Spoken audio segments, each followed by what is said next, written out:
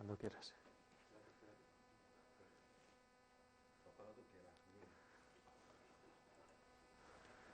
Bueno, os voy a poner una presentación de cómo ha ido la historia, a través de la historia, cómo ha evolucionado el tema de la piedra y la roca. La primera construcción, vamos a llamarlo así, que se tiene constancia es en la cueva de Bruniquel, en Francia, hace 175.000 años. Ahí, como veis, eran unas piedras construidas por los neandertales, que se supone que, bueno, que era como una ofrenda o hacia los muertos, etc. Lo que en Francia también, la primera construcción ya de colocación de piedras unas sobre otras y tal, es mucho más posterior.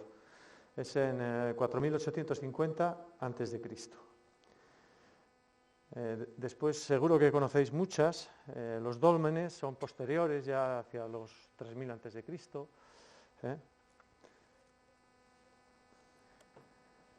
Y después también utilizaban piedras, les hacían cantos afilados para la caza, todo esto que hemos visto nosotros en las películas, ¿verdad?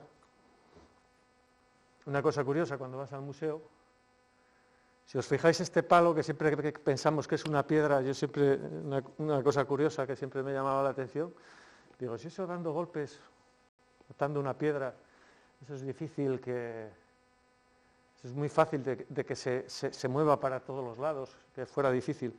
Es como un aspa donde iba la piedra en el medio, entonces es muchísimo más fácil de sujetar. Es una cosa curiosa que cuando vas al museo dices, pues mira, eran más inteligentes de lo que pensábamos. Eso de hacer un agujero en la piedra, bueno, eso ya es más sofisticado, que no sé si estarían tan preparados.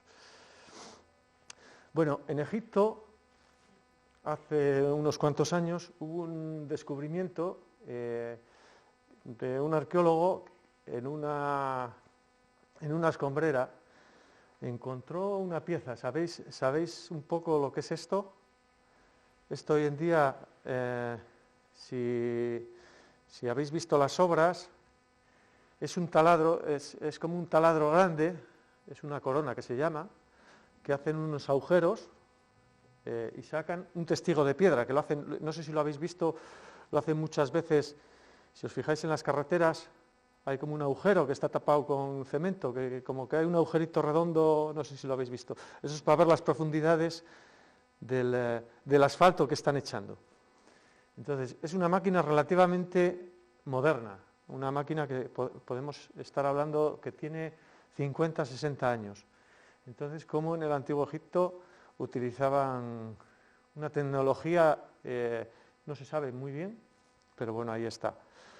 Hoy en día, esta es bastante asombrosa porque hoy en día no tenemos un taladro que tenga la potencia para sacar un testigo de estas dimensiones. ¿Por qué sabemos la potencia? Por estas espirales que tiene. Si sabemos la fuerza con la que estaba dando vueltas ese aparato y la fuerza, la presión con la que estaba haciendo el agujero en la piedra. Entonces es una cosa bastante curiosa. Si os fijáis aquí se ven las diferencias, las distancias. Y hay varios, no es que haya uno, se han encontrado varios que son como las quicialeras donde van ajustadas las puertas muchas veces. Se sabe que ellos utilizaban taladros. El trépano que utilizaban, pues taladros o trépanos, que era esto, empezaban a darle vueltas, esto iban dando vueltas y al final, con esto y con el tipo, con un arco de estos de tirar flechas y una varilla metálica, iban moviéndolo y al final conseguían taladrar. Utilizaban cuarzo y corindón, echaban polvo de cuarzo y corindón. Tienen una cosa curiosa también los egipcios, que sí que conocían el hierro, pero había mucha escasez allí de hierro y utilizaban el cobre. Bueno, vosotros que habéis trabajado algo la piedra, el cobre es un material relativamente blando, que tendrían que estar afilando continuamente esas herramientas, porque a 4 golpes que dieran, y además ellos no trabajaban cualquier piedra, trabajaban casi todo granito, que era lo que tenían cerca. Entonces, es muy curioso, la verdad es que es muy curioso. No sé si conocéis estas herramientas, pues esto serían las uñetas de hoy en día, las macetas, que las hacían de lo que podían, de madera. Esto sería como un nivel, es una escuadra con un péndulo, que al final lo que hace es nivelar, una plomada, etcétera. Eso lo sabemos por los grabados. Bueno, han aparecido herramientas, pero bueno.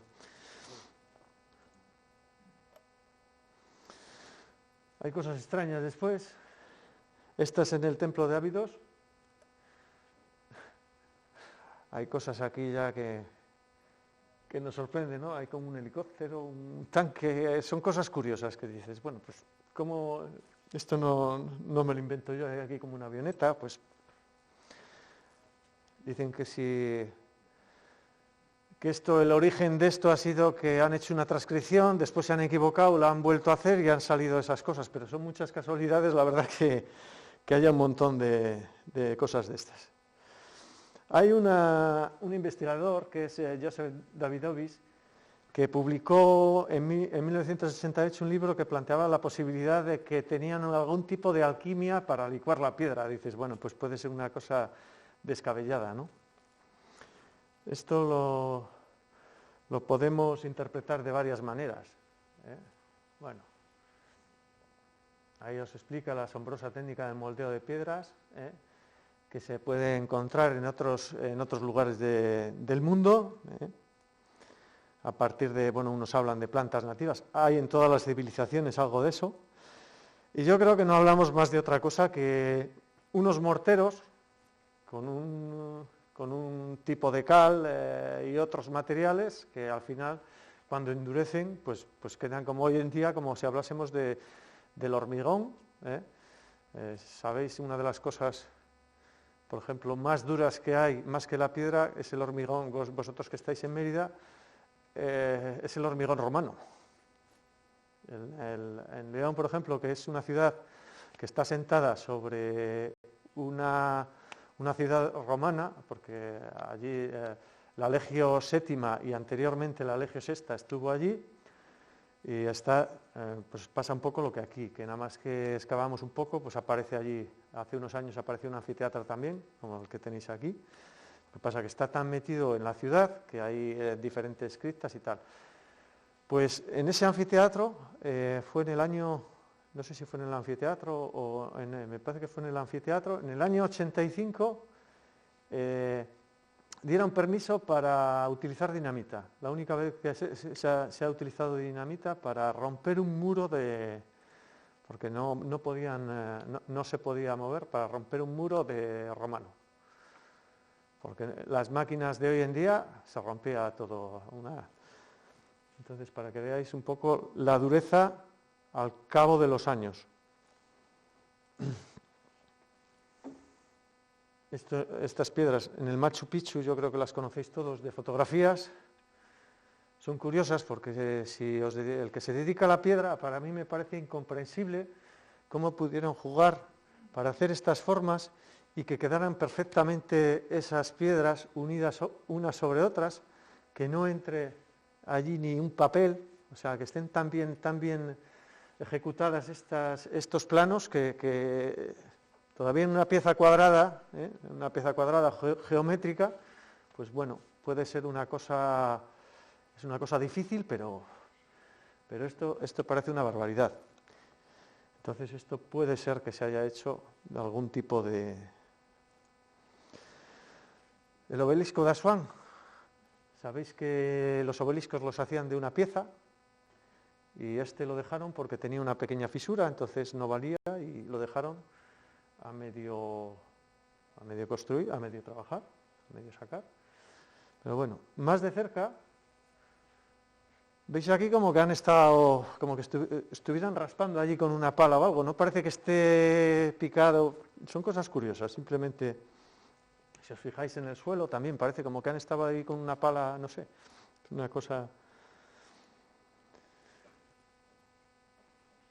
Estas son otras piedras de una pirámide que perfectamente hacen la forma de la parte de atrás. ¿Eso cómo se puede hacer?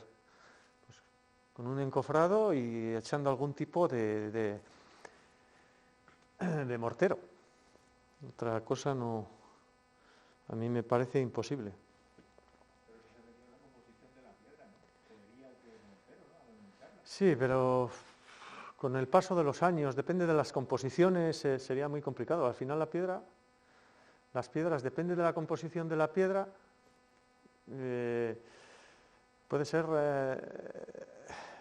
por un... A ver, la piedra se forma de muchas maneras. Una de ellas la volcánica. Hay otra manera que es por cambios de temperatura y otra por la sedimentación y la compactación. Entonces aquí han pasado muchos años por esa sedimentación, esa compactación de lo que decimos. La cal tiene una propiedad que con el paso de los años cada vez va endureciendo más, que es lo que pasa con los morteros romanos, etcétera. Cuantos más años pasen, más duros se ponen. Sin embargo, los cementos de hoy en día pasa lo contrario, que llega a un punto que se endurece y a partir de ese punto empieza a deteriorarse. Entonces, bueno. Eso puede ser como en Roma, en las catacumbas, por lo visto eso están como excavadas, pero Sí. en contacto con el aire se petrifica. Sí, la piedra, eso es. Las piedras, sobre todo las calizas, cuando vosotros las trabajáis, crea una pátina superficial. Quiere decir que la parte que está en contacto con el exterior se endurece más que la parte de dentro. Además, si habéis trabajado diferentes piedras, hay piedras que según las trabajas tienen un color y a los 10 minutos o al día siguiente está cambiado de color completamente. Se puso más oscura, más clara. Yo no digo nada, yo os dejo aquí caer las cosas para que veáis. Esto parece como que hubieran estado arañando la piedra. Esto es piedra, en las cuevas de Utah. Ahí se ven perfectamente que son manos también.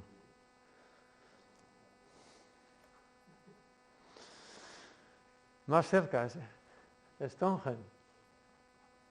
Aquí tenéis una parte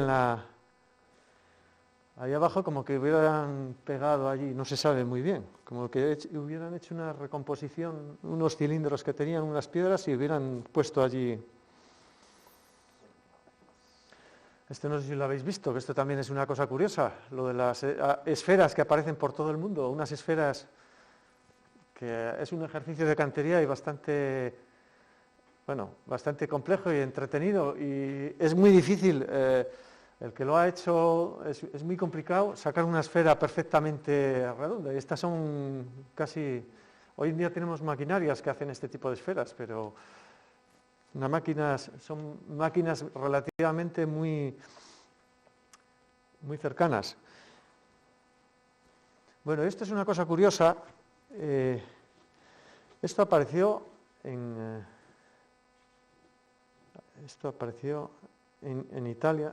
¿Dónde fue? Bueno, ahora lo vemos. Apareció y pensaron al principio que dice, joder, qué barbaridad que alguno ha cogido una columna romana y se ha puesto a meterla, a filetearla, nosotros lo llamamos filetearla, para hacer losas de un chapado que se llama de piedra. Entonces, bueno, eso llevaba ahí muchos años y no sabían mucho lo que era aquello. En Hierápolis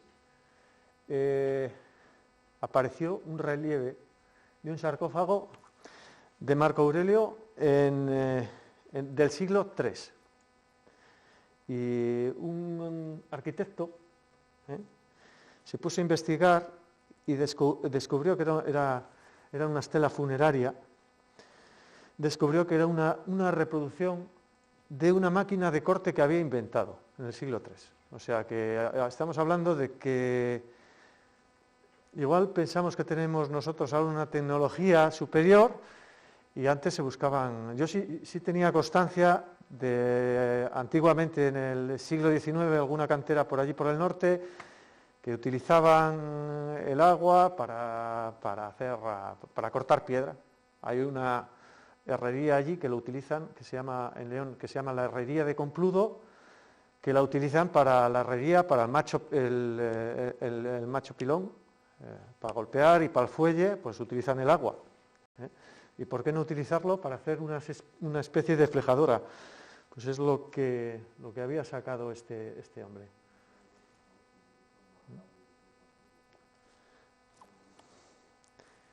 Con el movimiento del agua, pues va consiguiendo mover todos esos engranajes, acaba haciendo un movimiento de vaivén y va cortando la piedra. No tenían, igual no tenían el material que tenemos hoy en día para cortar piedra, que es el wolfram,